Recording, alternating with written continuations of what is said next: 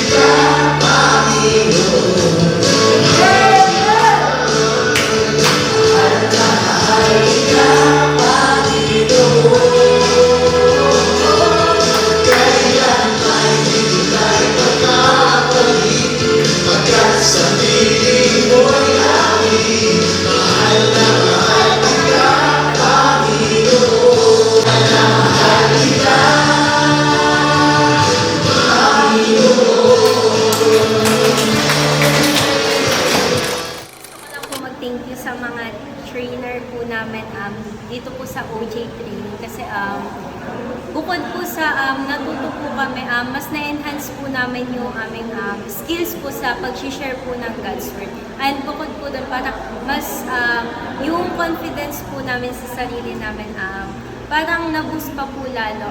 Lalo na po when it comes to sharing the gospel po sa especially po yung 4SL, dun po marami po akong experiences na maganda kasi ito pong pag-share po sa mga random people is bago po siyang experience po bilang kabataan po.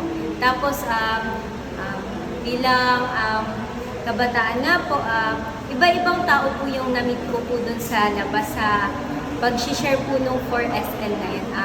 Gusto ko lang thank you kay Lord dahil alam kong plano niya na maging part ako ng OJ Training. Yun lang.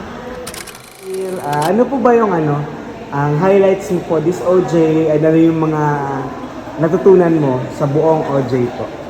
Sa buong OJ, maraming natutunan ngayon ng hindi ko na mababanggit lahat. Ang pinaka natutunan ko yung kung paano ka maging lumabas, kung paano yung mga strategy na gagawin mo sa paghayo o pag-share ng gospel sa mga tao, lalo na sa field na mga hindi mo naman kakilala. So maraming may-encounter ka na talagang may marireject ka, meron tatanggapin ka, diba, sa nila, sa bahay nila.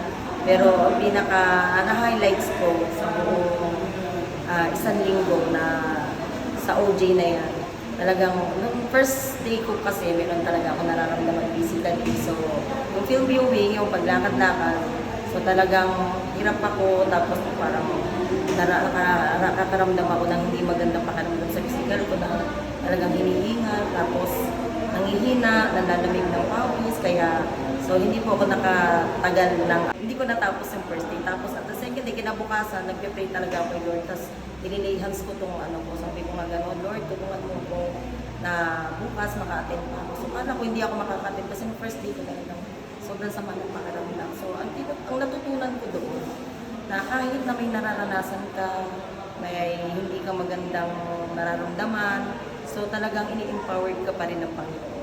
Kasama mo pa rin ng Panginoon, sinasamahan ka, nag-lead ka, ginagaid ka sa mga pinupuntahan mo, at sa ginagawa mo. Tapos, siya yung nagbibigay ng kagalakan sa puso mo, ano yung mga bagay.